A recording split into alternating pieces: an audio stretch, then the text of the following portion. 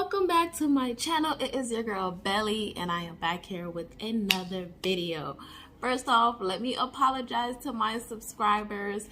I just been really busy. I'm so sorry I haven't posted a video in like a little minute, but I've been like really busy. I'm sorry with work and everything, so just please bear with me, okay?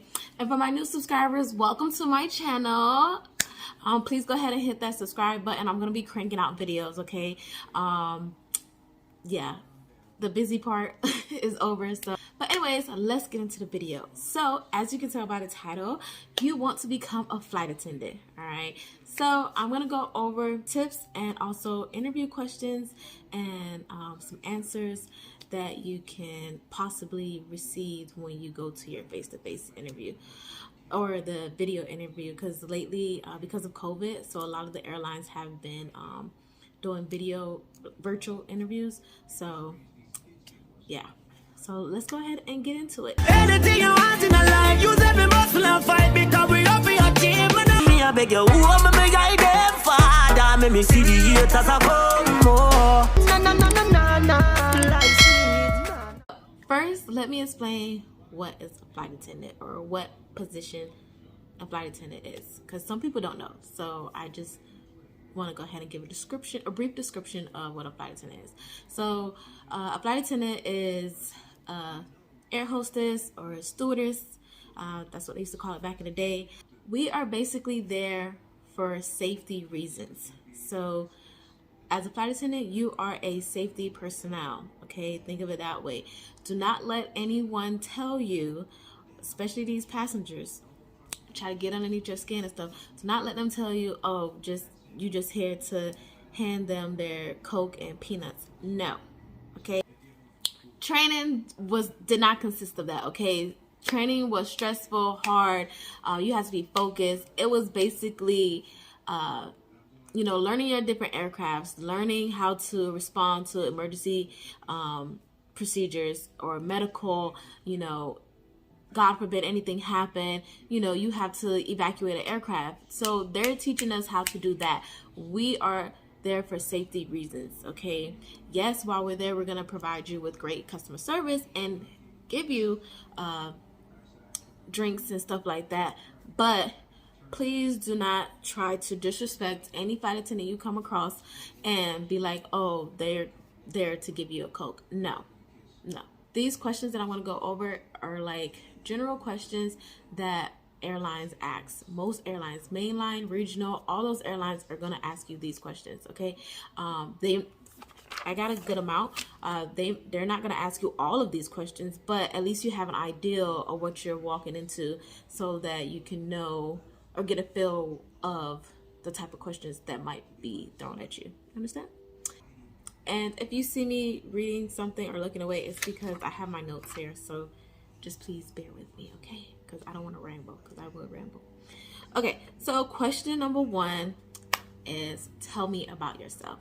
Okay, I cannot give you an answer for this, but basically when you do answer, I advise you to sound lively, bubbly, just basically showcase your awesome personality that you have. It's a time for you to shine, okay? So yeah, go ahead and answer that. The other question is, every airline is going to ask you this question, okay? And I'm going to give you the answer, okay? Are you willing to relocate to one of our bases? The answer to that question is yes. Yes. Even though in your heart you know you ain't relocating, tell them yes, okay? You're gonna be commuting, and then once you get your life situated and figure out what works best for you, you'll be doing that. But they don't need to know all that in the interview process. You just need to say yes, okay? Next, they will ask, question number 3, do you have any visible tattoos? Okay? Say no, okay? If while you're doing your interview, they're looking at you. If they can't see your tattoos, that means that they can't see any tattoos while you're in uniform, okay? Basically, that question is they want to make sure that you're clean within your uniform, okay? Everything is looking great. So if you have tattoos, on your sleeves or anything, I would advise you to wear long sleeve blouses or shirts to cover them up. Also, when you do get into the job, when they offer you the position, the uniforms, you would just have to order your long sleeve uniform pieces. So you won't be able to rock the short dresses or the short blouse, the short sleeve blouses. You'll just only have to wear the long ones. So yeah. Do you have any visible piercings? Self-explanatory. What's the answer? Exactly. No, you do not have any visible piercings. Even if you do, say no. Majority of us do, especially nose rings. It's out here. But again, you're going to say no. Because when you're in uniform, it's not going to be showing. So therefore, the answer is no. What are your greatest achievements with your company? So here they basically are trying to figure out what type of worker you are. So you're basically going to answer this question by making sure that you highlight yourself, making sure that you show your interviewer that you will be a great asset to the company. So whatever achievement you want to explain, you can say you received an award for this, or you was recognized by your company for this, whatever pertains to you. But just make sure it's something that's highlighting you as an individual. That way the interviewer will know that you will be a great asset to the company. Okay. Next question. I was asked this question. This next question right here, I was asked this. It's, why do you want to leave your current job or current company? Now, this question right here is, if you just go out and like just blatantly answer it, you kind of will set yourself up. The best way to answer this question is to basically give a little bit of information about your company or the reason why you want to leave, but not being negative to your company, your current company that you're with. Does that make sense? So basically, you just answer that question without dissing your current company, okay? And that's the trick in that question. They want to see if you're going to dog out your company, or are you going to rise to the occasion and answer that question correctly. Okay, it shows the type of person that you are. Also, while you're in the interview, guys, sit up, poise, shoulders straight. Don't do like how I was just doing 5 minutes ago where I was slouching. I'm tired, okay? I just finished the trip. So anyways, next question. Why do you think you'll be a great fit for blank airline, for this company? So here, before you go into your interview, I'm assuming, because that's what you should have done, was research the company. You're going to make sure you know their values, their mission, what it is about that company. And then whatever research you did, you're going to use that to answer this question. Next, name a time you had a disagreement with a team member. What did you do, and what was the outcome? So next possible question. Name a time you went above and beyond. You tell them your best customer service experience that you had with previous jobs, okay? But I did have that question, so that's a possible question that you might get, and that's an example of a way you can answer it, okay? Don't say what I said, okay? Because when you try to say what myself, or if you're watching other people's videos, if you try to use our answers, you're gonna trip up when you're speaking to your interviewer, and you're gonna fumble, okay? So they're gonna see that. So, and that's, to them, is fake. So don't do that. Try to come up with your own answers, and the best way to do that is by being honest, by being yourself. Okay, you basically are going to answer these questions based off of your past experience with your past jobs. Okay, everyone has dealt with some type of customer service issue or some type of I keep saying passenger, some type of customer that's not compliant with your company rules, or they doing the most. Basically, just tell them how you handle that situation, okay? And when you tell them that, be sure to highlight your best attributes. Next question. Name a time you had to adapt to a difficult situation or challenges. For me, I use COVID, because when COVID hit, the entire industry was just at a standstill. We, like the first month or two, we didn't know what was going on. No one know what to do. So basically, I just used that example and how did I overcome it. I explained that.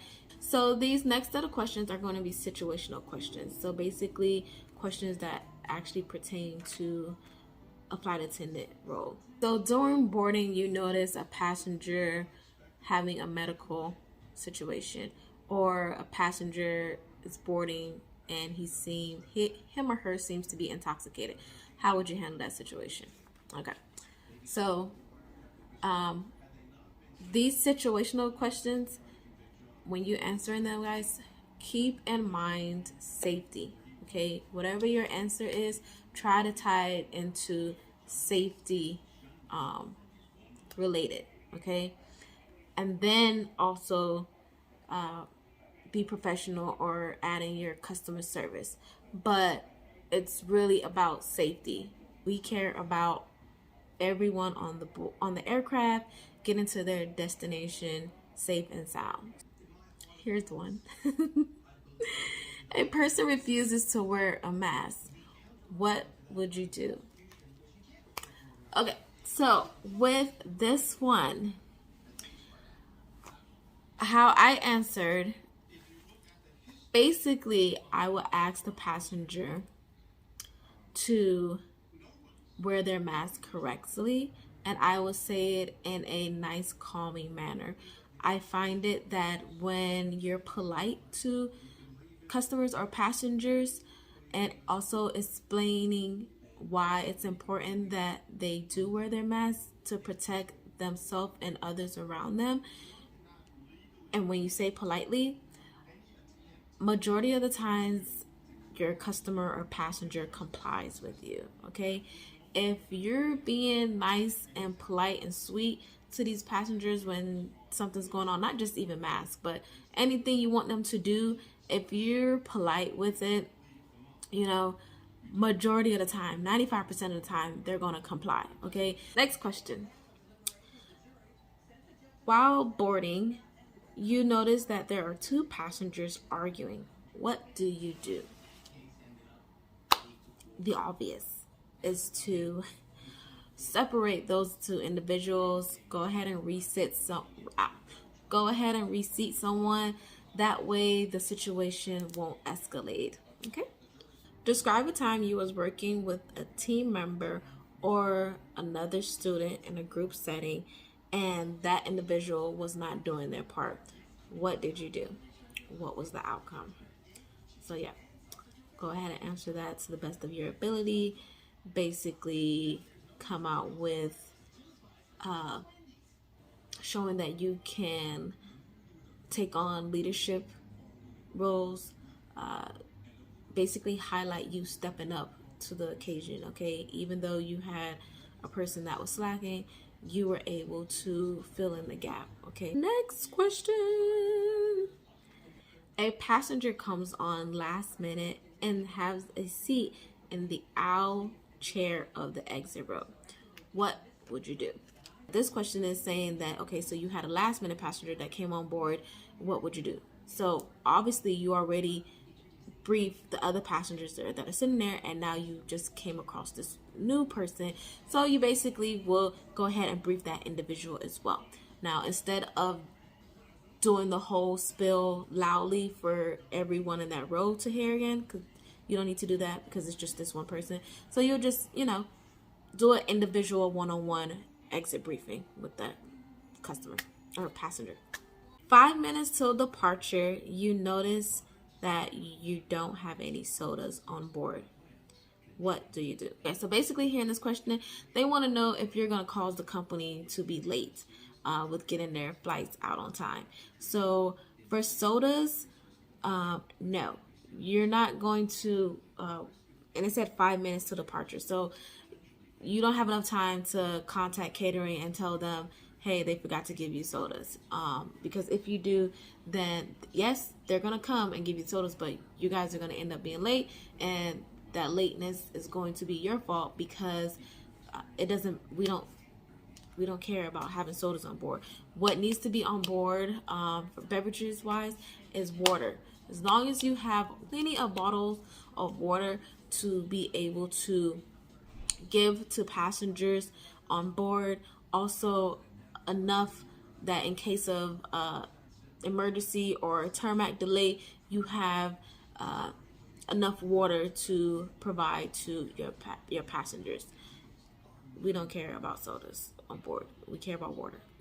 So the answer to that question is no, you're not going to cause a delay. You're going to continue with completing boarding and getting that flight out on time. And then when you do get to the next stop, you basically just let them know, and then they'll the catering at that layover will stock you or supply you. So yeah, guys, that is it. Comment down below if you have any more questions. I will answer them. Also, you can follow me on Instagram and ask me or DM me anything, and I will definitely do my part in getting the answer to you so that I can see you in the air. Comment down below. Let me know your experience with the interviews, how they go. Let me know when you get those CJOs. So yeah, thank you guys. Bye. Also guys, you can use the STAR method to answer these questions. That will be great, but you don't have to use it, so just letting you know. But it's a nice way to answer. That way you can basically stick to answering the question. So that's what the STAR method is for. I've used the STAR method and I was offered jobs. And then there's also a time where I did not use the STAR method and I was still offered a job. So it basically, you can, if you want, however you feel, it's my advice. However you feel, yes, go ahead. But it is possible to get a CJO without using the STAR method. Chat about that thing and me go here, but I never get me there. No, no.